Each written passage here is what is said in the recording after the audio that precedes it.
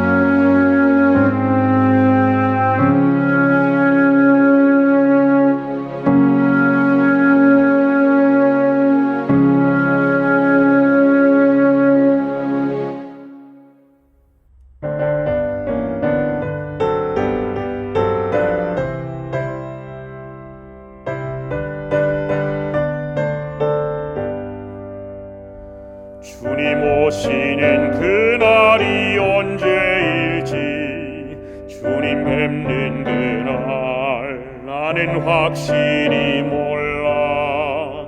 지금 주님은 하늘 위 지성소에서 내 죄 위에 중보하네. 그 휘장이 고치는 날 이 땅으로 오시겠네. 그때 찬란히 빛나는 주님의 영광 나 그곳에 참여하리. 하늘 천사들 정한 찬미 소리 죄악 세상에서 비록 듣지 못하나 주님 지성소 나오게 되는 그날에 그 노래를 들으리라. 저 천사들 노래 따라 내 주님을 찬미하리. 그때 찬란히 빛나는 주님의 영광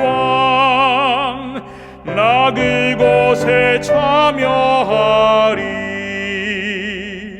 주님 준비한 빛나는 시온성을 지금 이 땅에서 비록 볼 수 없으나 나의 주님이 이 땅에 오시는 그날 나 시온성 보게 되리.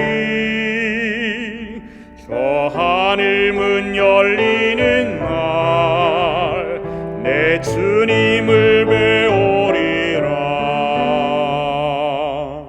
그때 사랑과 평화와 감사의 찬송 온 천지에 가득하리.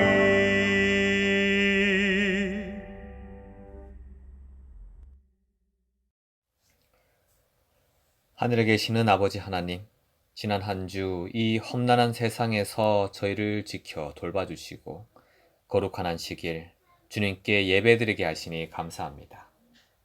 죄악으로 인하여 무서운 감염병이 도처에 퍼져 있고 끔찍한 범죄의 소식이 날마다 끊이지 않는 이 땅에 있지만 저희가 그런 죄악에 물들지 않도록 저희가 주님을 향한 믿음을 굳건히 지킬 수 있도록 연약하여 쓰러지기 쉬운 저희와 늘 함께하여 붙들어 주시옵소서. 설 명절을 맞이하여 조상을 찾아 헛된 것에 절을 하는 이들이 있지만 저희는 참 조상이신 하나님께 경배드리게 하시니 감사합니다. 그들도 함께 주님을 섬기는 복을 누릴 수 있도록 저희가 복음을 전할 수 있도록 해 주시옵소서. 특별히 예수님의 옷자락에 손을 대 치유함을 얻기를 기도하는 몸이 불편한 이들을 기억하시어 생명이신 주님의 능력으로 깨끗하게 낫도록 해 주시옵소서. 예배에 함께 하기를 원하나 그러지 못하는 이들과 함께 하셔서 처한 곳에서 주님을 기억하고 예배 드릴 수 있게 도와주시옵소서. 이 시간 주님의 말씀을 듣고자 하오니 말씀을 전하는 주의 종을 축복하시어 주님의 뜻을, 진리를 잘 전할 수 있도록 해 주시옵고 말씀을 듣는 저희에게 지혜 주셔서 말씀을 잘 이해하고 말씀으로 변화되어 천국 갈 준비를 할 수 있도록 도와주시옵소서. 주님 홀로 영광 받으시길 바라오며 사랑이신 예수님의 이름으로 기도드립니다.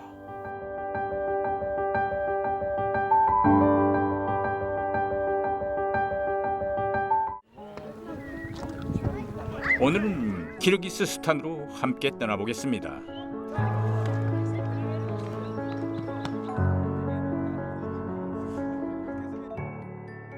이 나라의 겨울은 정말 춥습니다.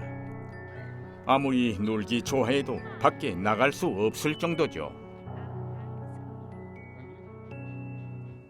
헤리티지 삼육학교 선생님들은 추운 날씨로 인해 작은 회의실에서 신체 활동을 가르쳤습니다.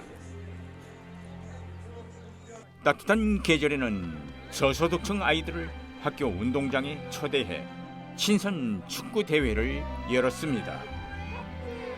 하지만 겨울이 되면 축구장에 눈이 덮여 아무것도 할 수 없었습니다.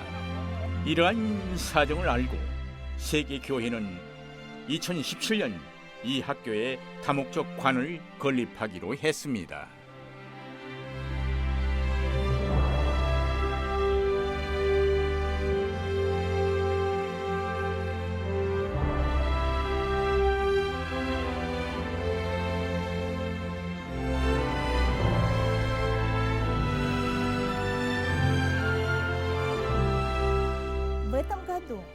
올해 드디어 이 멋진 다목적관이 완공되었습니다. 여러분 덕분에 우리 모두의 소원이 이루어졌습니다.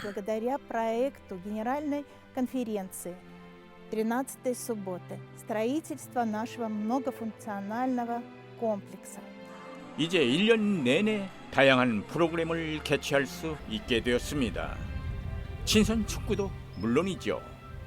이 건물에는 회의실도 있어서 아이들이 서로를 격려할 수 있는 공간으로 사용됩니다.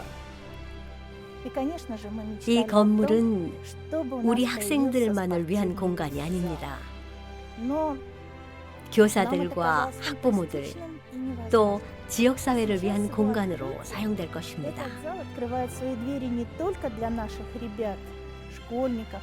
학부모들과 지역 주민들을 초청해 가족관계 증진을 위한 프로그램을 운영할 계획입니다.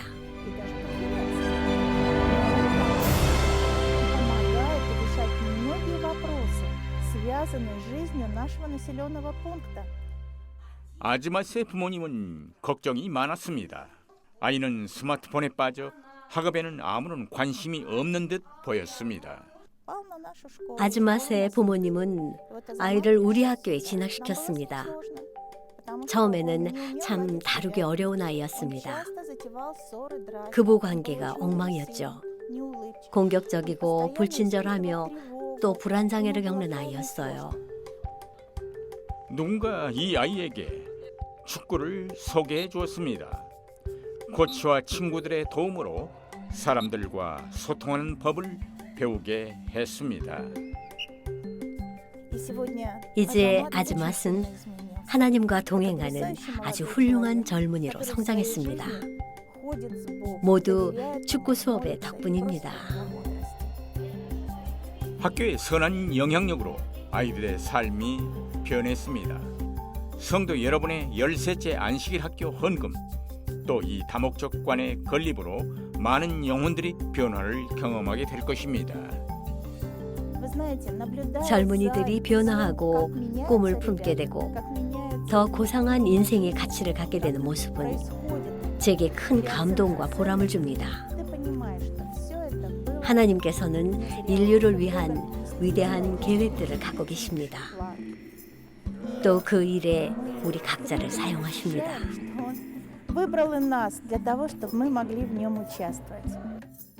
성도 여러분, 키르기스스탄의 영혼들을 위해 또 지역사회에 선한 감화를 끼치는 이 학교를 위해 기도해 주시기 바랍니다.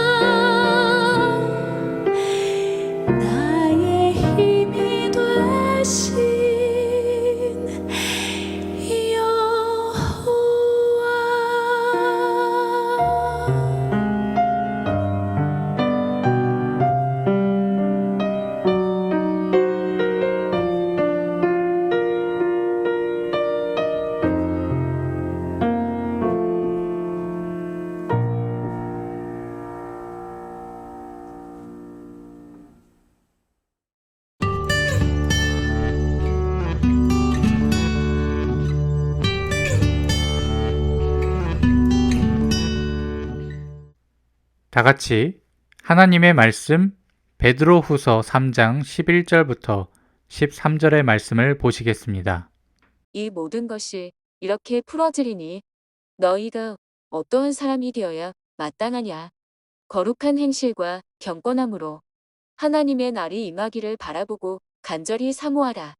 그날에 하늘이 불에 타서 풀어지고 물질이 뜨거운 불에 녹아지려니와 우리는 그의 약속대로 의가 있는 곳인 새 하늘과 새 땅을 바라보도다.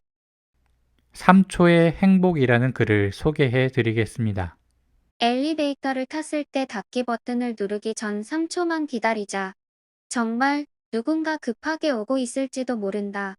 출발 신호가 떨어졌는데 앞차가 서 있어도 클락션을 누르지 말고 3초만 기다려주자. 그 사람은 인생의 중요한 기로에서 갈등하고 있는지도 모른다. 내 차 앞으로 끼어드는 차가 있으면 3초만 서서 기다리자. 그 사람 아내가 정말 아플지도 모른다. 친구와 헤어질 때 그의 뒷모습을 3초만 보고 있어주자. 혹시 그가 가다가 뒤돌아봤을 때 웃어줄 수 있도록 아침 뉴스에서 불행을 당한 사람들의 이야기를 들으면 잠시 눈을 감고 3초만 그들을 위해 기도하자. 언젠가는 그들이 나를 위해 기꺼이 그리할 것이다. 정말 화가 나서 참을 수 없는 때라도 3초만 고개를 들어 하늘을 바라보자. 내가 화낼 일이 너무나 보잘것없지는 않은가. 차창으로 고개를 내밀다가 한 아이와 눈을 마주쳤을 때 3초만 그 아이에게 손을 흔들어 주자. 그 아이가 크면 분명 내 아이에게도 그리할 것이다. 죄 짓고 감옥에 가는 사람을 볼 때 욕하기 전에 3초만 생각해보자. 내가 그 사람의 환경이었다면 어떻게 되었을까? 아이가 잘못을 저질러 울상을 짓고 있을 때 3초만 말없이 웃어주자. 잘못을 뉘우치고 내 품으로 달려올지도 모른다. 아마 한 번쯤은 이 글을 읽어보셨으리라 생각됩니다. 저는 이 글을 읽고 많은 생각을 하게 됐습니다.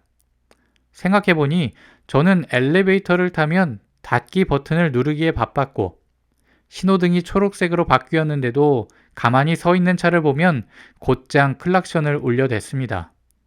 뉴스에서 범죄자 이야기를 들을 때 그들을 욕하기 바빴고 어려움을 당한 사람들의 이야기를 보고서는 그저 안타깝다고 생각했지 그들을 위해서 기도할 생각은 안 했던 것 같습니다. 우리 성도님들께서는 지금까지 어떻게 살고 계셨나요? 어쩌면 우리는 3초라는 그 짧은 시간도 기다릴 줄 모르는 사람들이었는지 모르겠습니다. 미국의 미래학자 엘빈 토플러는 이렇게 말했습니다. 앞으로 지구촌은 강자와 약자가 아닌 빠른 차와 느린 차로 구분될 것이며 빠른 차는 승리하고 느린 차는 패배할 것이다. 오늘날의 시대는 정말로 빠른 게 승리하는 시대입니다. 더군다나 우리나라는 빨리빨리 문화 때문에 점점 더 기다릴 줄 모르는 사회로 변해가고 있습니다. 이 빨리빨리 문화는 마트 계산대에서도 볼 수 있습니다. 며칠 전에 마트에 가서 장을 봤는데요. 계산할 때 카트에 있는 물건을 전부 꺼내 놔야 되잖아요. 그러면 또 계산을 하고 나서 그 물건을 다시 카트에 담아야 합니다. 그날은 물건이 조금 많아서 제가 아직 카트에 물건을 옮겨 담고 있는 중인데 갑자기 다른 사람의 물건이 제 쪽으로 섞여 들어오는 거예요. 저는 아직 물건을 다 담지도 못했는데 계산하시는 분이 제 뒤에 있는 분의 물건을 계산하기 시작했던 겁니다. 이런 광경을 다른 나라에서는 좀처럼 보기 힘들다고 그러더라고요. 앞 사람이 짐 정리를 다 마친 뒤에 다음 사람 물건을 계산한다고 합니다. 그런데 우리나라는 앞 사람이 조금이라도 지체하는 것 같으면 뒤에 기다리는 사람들이 그걸 못 참고 인상을 찌푸리잖아요. 혹시 우리 성도님들도 그러지는 않으셨나요? 우리 일동교회 성도님들은 품성이 참 좋은 분들이기 때문에 전혀 그런 경험이 없으시리라 믿습니다. 그런데 점점 더 사람들이 기다리는 걸 못 참고 있습니다. 저는 지금껏 아무 생각 없이 살아오고 있었는데 저 역시도 기다리지 못하는 사람이 되고 있었더라고요. 그런데 이런 문화는 나도 모르는 사이에 우리의 신앙생활에도 영향을 미치고 있었습니다. 제가 질문을 하나 해보겠습니다. 지금 가슴에 손을 얹고서 솔직하게 대답해 보시기 바랍니다. 나는 정말 간절히 재림을 기다리고 있을까? 우리 모두는 재림을 소망하는 재림 교인입니다. 그런데 정말 재림을 간절히 소망하며 살고 계세요? 빨리빨리 문화에 길들여진 나머지 재림도 좀 빨리 왔으면 좋겠는데 점점 더 지체되니까 내가 재림을 기다리고 있었다는 사실조차 잊어버리시진 않으셨나요? 베드로는 오늘 우리 모두에게 부디 재림의 약속을 잊지 말라고 당부합니다. 어떤 사람들은 거짓 선지자들의 술수에 놀아나 주의 강림하신다는 약속이 어디 있느냐고 말하며 주의 약속은 더디다고 생각할 테지만 진리 위에 서 있는 백성들은 끝까지 참고 기다려야 한다고요. 그런데 정말 불행하게도 많은 재림교인들이 재림의 약속을 잊어버린 채 살고 있음을 보게 됩니다. 정신없이 빠르게 흘러가는 세상 속에 파묻혀서 재림을 생각할 겨를도 없이 분주하게 살고 있으니까요. 부끄럽지만 저 역시도 그랬습니다.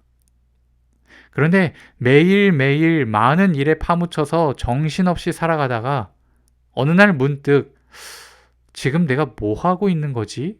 라는 생각이 들었습니다. 어떨 때는 밥도 제대로 먹지 않고 일하고 있는 제 자신을 보게 됐습니다. 이렇게 너무 바쁘게 정신없이 살다 보니까 내가 재림을 기다리고 있는 사람이라는 사실조차 새까맣게 잊어버리고 살게 되었다는 말입니다.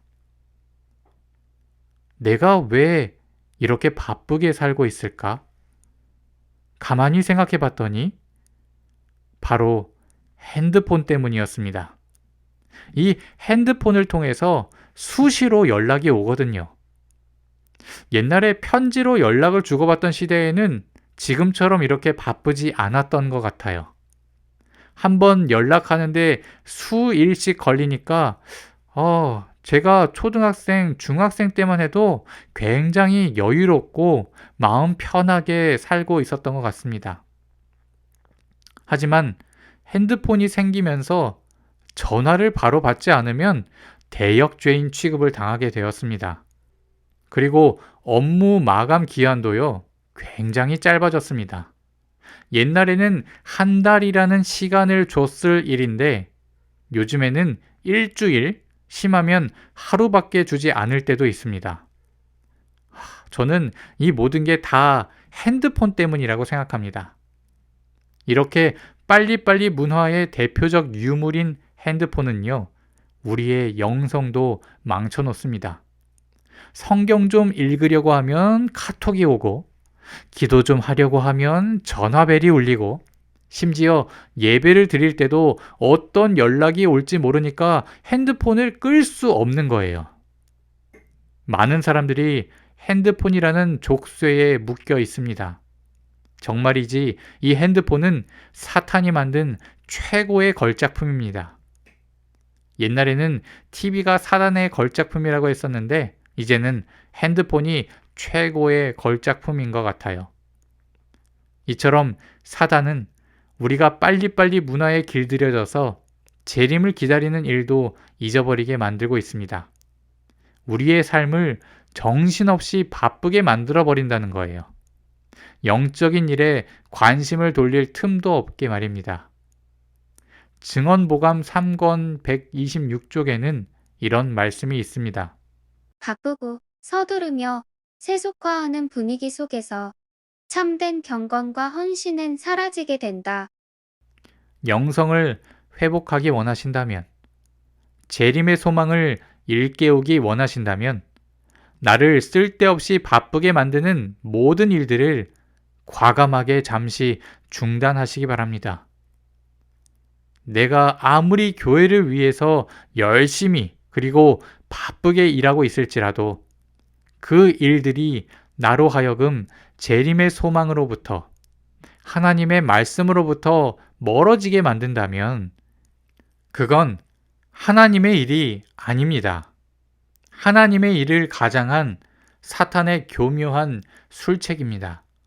우리를 분주하게 만드는 모든 일들로부터 과감히 벗어나 하나님의 말씀에 더 가까이 나아가고 재림의 소망으로 다시 불타오르는 저와 여러분이 되시기를 간절히 기도합니다.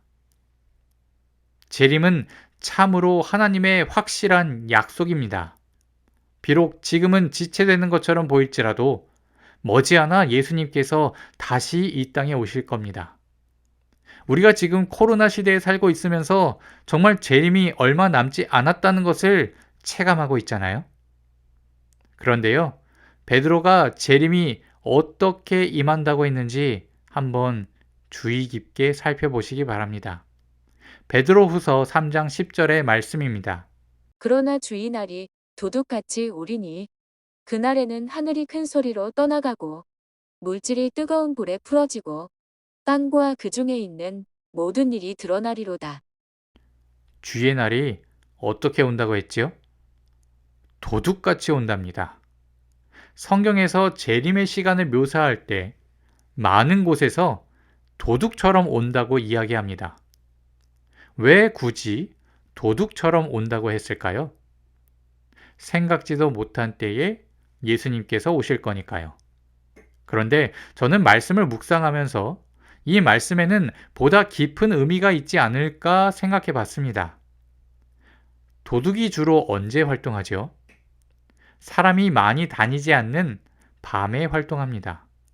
그래서 마태복음 25장의 열처녀의 비유에서 신랑이 밤중에 오는 것으로 묘사되었는지도 모릅니다. 예수님께서 재림하시는 때가 밤이라는 겁니다. 예수님이 정말 깜깜한 밤에 재림하신다는 말일까요?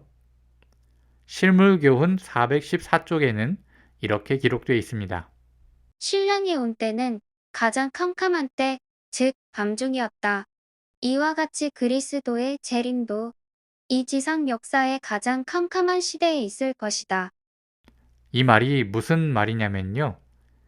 가장 영적으로 어두운 시대에 예수님께서 오신다는 겁니다.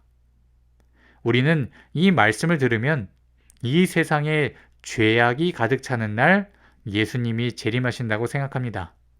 그런데 오히려 그 반대입니다.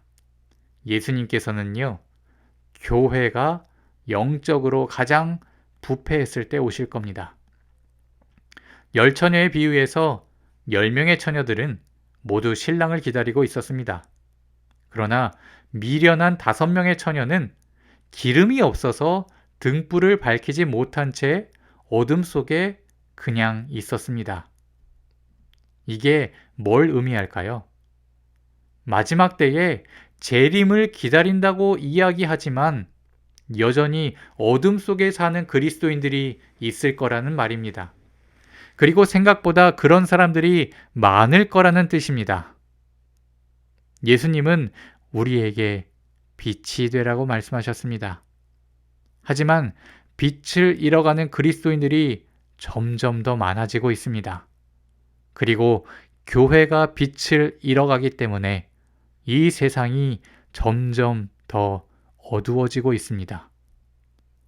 가장 확실한 재림의 징조는 다른 곳에 어디 멀리 있는 게 아니라 바로 우리 교회 안에 있습니다. 우리가 빛을 잃어가는 모습이 그 무엇보다 분명한 재림의 징조입니다. 부디 저와 우리 일동교회 성도님들은 끝까지 빛을 발하는 지혜로운 그리스도인이 되면 정말 좋겠습니다. 우리 모두가 하나님의 마지막 희망이 되기를 예수님의 이름으로 간절히 기도합니다. 베드로는 계속해서 재림을 기다리는 자세에 대해 이렇게 이야기합니다. 베드로후서 3장 11절부터 14절의 말씀입니다. 이 모든 것이 이렇게 풀어지리니 너희가 어떠한 사람이 되어야 마땅하냐. 거룩한 행실과 경건함으로 하나님의 날이 임하기를 바라보고 간절히 사모하라. 그날에 하늘이 불에 타서 풀어지고 물질이 뜨거운 불에 녹아지려니와 우리는 그의 약속대로 의가 있는 곳인 새 하늘과 새 땅을 바라보도다. 그러므로 사랑하는 자들아 너희가 이것을 바라보나니 주 앞에서 점도 없고 흠도 없이 평강 가운데서 나타나기를 힘쓰라. 베드로는 우리에게 질문합니다. 재림을 기다리는 너희가 어떤 사람이 돼야 한다고 생각하느냐? 재림을 기다린다고 말하는 우리가 도대체 어떤 사람이 되어야 할까요? 우리 성도님들은 어떤 사람이 되기 원하시나요? 베드로는 거룩한 행실과 경건함으로 재림을 간절히 사모하는 사람이 되라고 이야기합니다. 특별히 거룩한 행실과 경건함을 베드로는 이렇게 풀이합니다. 주 앞에서 점도 없고 흠도 없는 삶이라고요. 그런데 베드로는요, 이 표현을 다른 곳에서 동일하게 사용하고 있습니다. 베드로전서 1장 19절의 말씀입니다. 오직 흠 없고 점 없는 어린 양 같은 그리스도의 보배로운 피로 된 것이니라. 성경에서 흠 없고 점 없는 어린 양, 이런 표현은 오직 예수 그리스도께만 쓰입니다. 그래서 성전에서 제사를 드릴 때도 흠 없고 점 없는 어린 양을 바쳐야 했습니다. 그런데 베드로는 오늘 우리들에게 흠도 없고 점도 없는 삶을 살아가라고 이야기합니다. 이 말은 우리가 누구처럼 살아야 된다는 거죠? 예수님처럼 살아야 된다는 뜻입니다. 하지만 우리가 예수님처럼 완전히 의로운 삶을 살아야 된다는 건 아닙니다. 만약 우리가 이 말씀을 그렇게 이해한다면 율법주의에 빠질 위험이 있습니다. 이 말씀은요, 우리가 어떤 행동이나 말을 할 때 언제나 예수님처럼 하라는 뜻입니다. 항상 예수님의 품성을 담기 위해서 애쓰라는 겁니다. 지금 우리 성도님들께서는 예수님을 닮기 위해서 얼마나 노력하며 살고 계시나요? 베드로후서 3장 12절에서 베드로는 말하기를 하나님의 날이 임하기를 바라보고 간절히 사모하라고 했습니다. 그런데 이 말을 원어 그대로 해석하면 이런 뜻이 됩니다. 너희가 하나님의 날을 고대하며 그날이 오는 것을 앞당길 때 이게 무슨 말이냐면요. 재림을 앞당기는 게 재림을 소망하는 사람들의 몫이라는 겁니다. 재림을 기다리는 사람들이 지금 어떤 삶을 살고 있느냐가 재림을 앞당길 수도 있고 늦출 수도 있다는 거예요. 우리는 종종 왜 이렇게 재림이 늦어지는 걸까 한탄했지만 그 원인이 다름 아닌 나에게 있었다는 사실을 여기서 깨닫게 됩니다. 내가 그리스도의 품성을 아직 담지 못했기 때문에, 내가 그리스도의 의 가운데 거하지 못하고 있었기 때문에, 내가 거룩한 행실과 경건함을 나타내지 못하고 있었기 때문에 재림이 자꾸만 미뤄지고 있다는 거예요. 베드로후서 3장 9절에서 베드로는 이렇게 말합니다.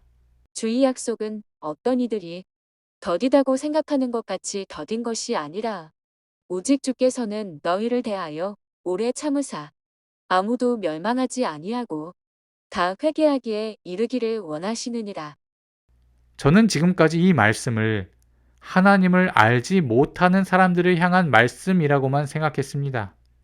그런데 그게 아니었어요.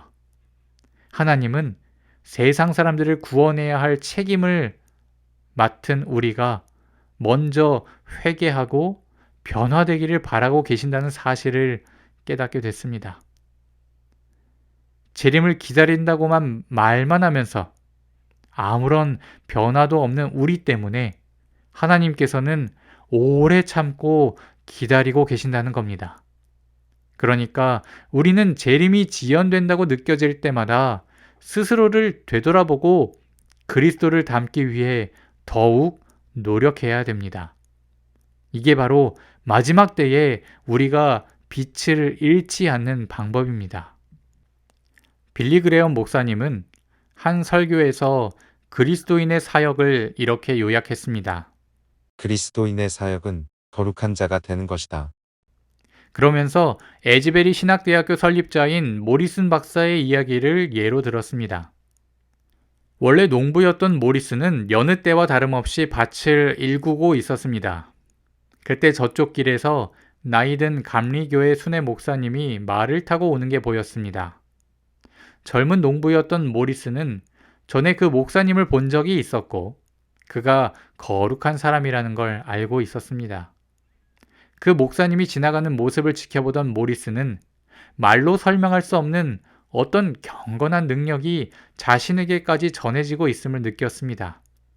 순간 자신도 모르게 무릎을 꿇고 옥수수 밭 이랑 사이에서 자신의 인생을 하나님께 바치기로 결심하게 되었다고 고백했습니다. 마더 테레사는 거룩에 대해 이렇게 정의했습니다. 거룩이란 하나님의 모든 뜻을 받아들이고 이러한 수용을 통해 우리의 삶을 철저히 변화되게 하는 것이다. 우리가 하나님의 모든 말씀을 받아들이고 우리의 삶을 철저히 변화시킨다면 모리슨 박사가 바라봤던 한 감리교회 목사님처럼 될 수 있을 겁니다. 우리도 내가 지나가는 모습만으로도 다른 사람을 영적으로 변화시킬 수 있는 사람이 될 수 있다는 말입니다. 이런 삶이 바로 우리가 세상의 빛으로서 마지막 때를 살아가는 모습이 되어야 할 것입니다. 베드로가 오늘 우리에게 던진 질문을 매일 생각하시기 바랍니다. 너희가 어떠한 사람이 되어야 마땅하냐? 우리 모두가 그리스도를 닮은 사람, 거룩한 행실과 경건한 삶으로 재림을 앞당기는 사람이 되기를 간절히 기도합니다. 영변의 용정이라는 곳에는 윤동주 시인의 생가와 시비가 있습니다. 그런데 윤동주의 생가에는 외삼촌이었던 규암 김야견 선생의 기념비도 함께 있습니다. 김야견 선생은 명동교회를 짓고 학교를 지어서 수많은 제자들을 키워낸 민족 지도자이자 교육자였습니다. 김야견 선생이 돌아가실 때 제자들이 유언을 부탁했다고 합니다. 그랬더니 김야견 선생은 이런 유언을 남겼습니다. 나의 행동이 나의 유언이다.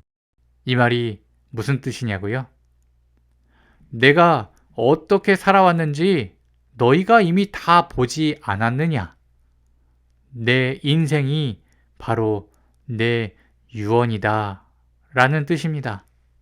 오늘 우리가 함께 살펴본 베드로 후서는 베드로의 유언입니다. 베드로는 이 유언의 마지막에 이렇게 말하고 있습니다. 베드로 후서 3장 18절의 말씀입니다. 오직 우리 주, 곧 구주, 예수 그리스도의 은혜와 그를 아는 지식에서 자라가라. 영광이 이제와 영원한 날까지 그에게 있을지어다. 베드로는 유언을 마무리하면서 예수 그리스도를 주목하라고 우리를 초청합니다. 그리스도께서 사신 것처럼 우리도 그렇게 살자고 격려합니다. 그리고 그리스도께서 주시는 은혜와 지식 안에서 계속 성장하라고 권면합니다. 실제로 베드로는 자신의 유언처럼 예수님께서 걸어가신 길을 따라갔습니다. 그리고 이제 자신이 따라간 예수님의 삶으로 우리 모두를 초청하고 있습니다. 우리 성도님들께서도 예수님께서 걸어가셨던 그 길을, 그리고 베드로가 순종하며 따라갔던 그 길을 여러분도 순종하며 따라가기로 결심하시겠습니까? 재림을 소망하는 사람은 그리스도를 닮아가는 사람입니다. 예수님께서 걸으신 길을 순종하며 따라가는 사람입니다. 진리 위에서 영적으로 성장하는 사람입니다. 우리 모두가 재림 성도다운 그리스도인, 어두운 교회를 환하게 비추는 그리스도인, 재림을 앞당기는 거룩한 그리스도인이 되기를 예수님의 이름으로 간절히 기도하며 말씀을 마치겠습니다.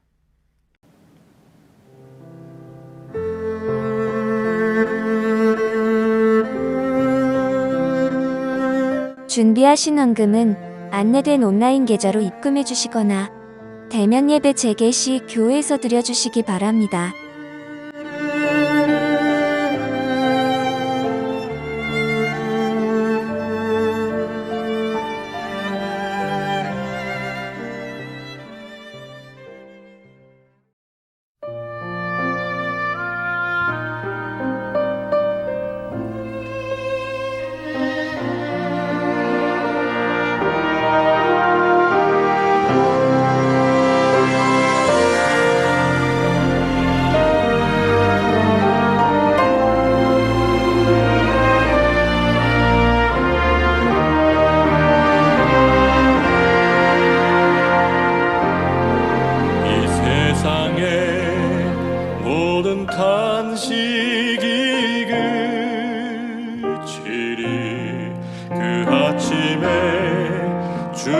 새롭게 하시리.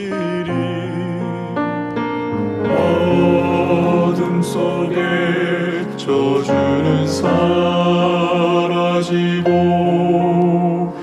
두려움과 죄악은 소멸되리.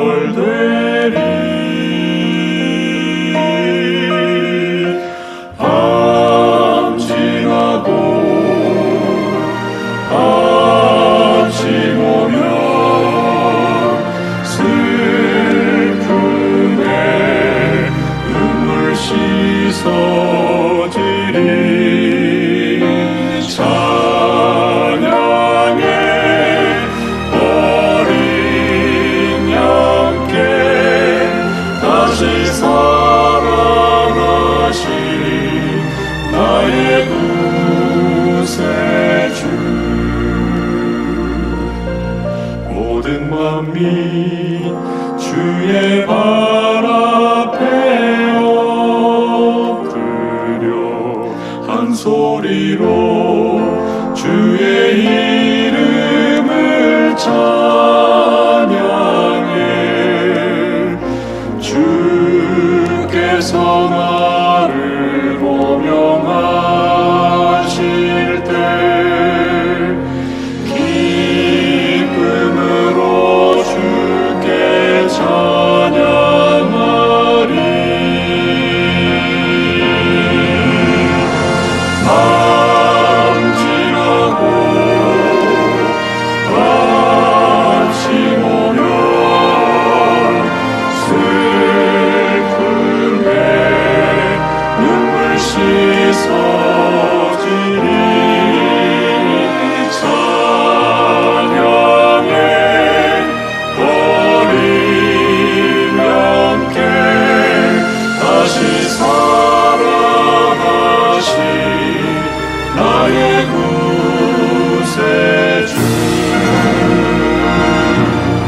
나를 위해 주가 예비한 금 덕성 그곳에서 주가 영원히 거하리.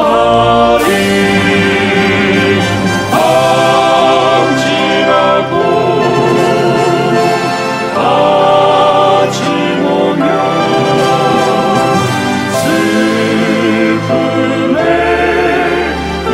씻어지리.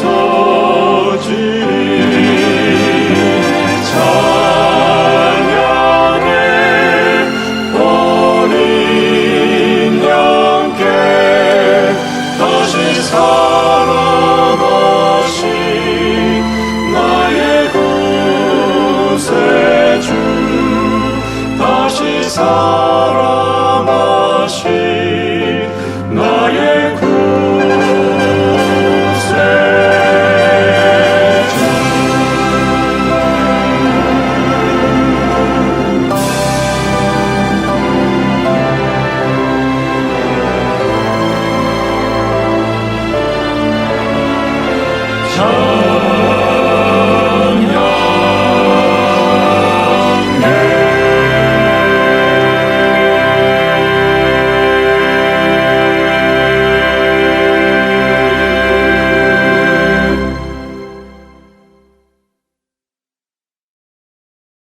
우리를 사랑하시는 아버지 하나님,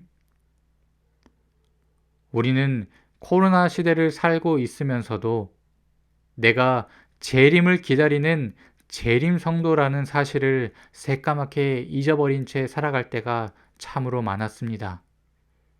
바쁘다는 이유로, 정신없이 살고 있다는 이유로 내가 재림을 기다린다는 사실을 잊어버리고 있었습니다. 주님, 우리가 내가 재림을 기다리는 사람이라는 사실을 결코 잊어버리지 않도록 도와주시옵소서. 뿐만 아니라 내 의롭지 못한 삶으로 인해서, 나의 경건하지 못한 삶으로 인해서 더 이상 예수님의 재림이 지체되는 일이 없도록 더 경건한 삶을 살기 위해 노력하고 더 예수님을 닮아가기 위해 노력하는 우리 모두가 될 수 있도록 함께하여 주시옵소서. 날마다 믿음으로 예수님께서 걸으셨던 그 길을 순종하며 따라가게 하시고 언제나 진리 위에서 영적으로 성장할 수 있도록 도와주시옵소서. 민족 고유의 명절 설날입니다.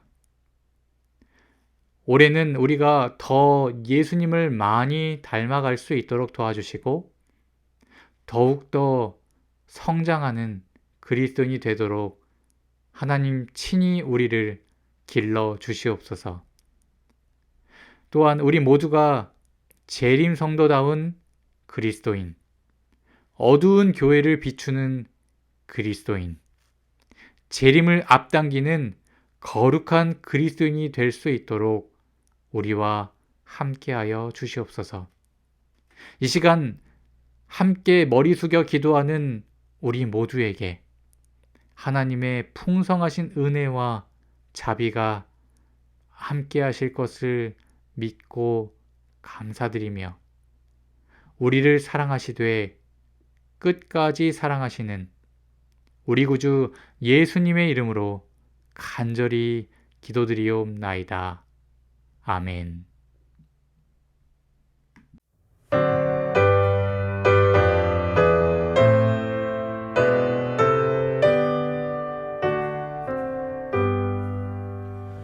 내 주님 오시리 확실히 오시리 내가 공중에서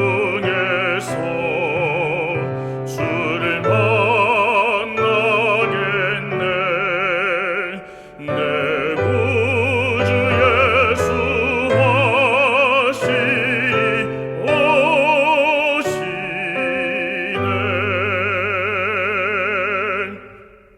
온라인 예배에 참여하신 모든 분들께 감사드립니다.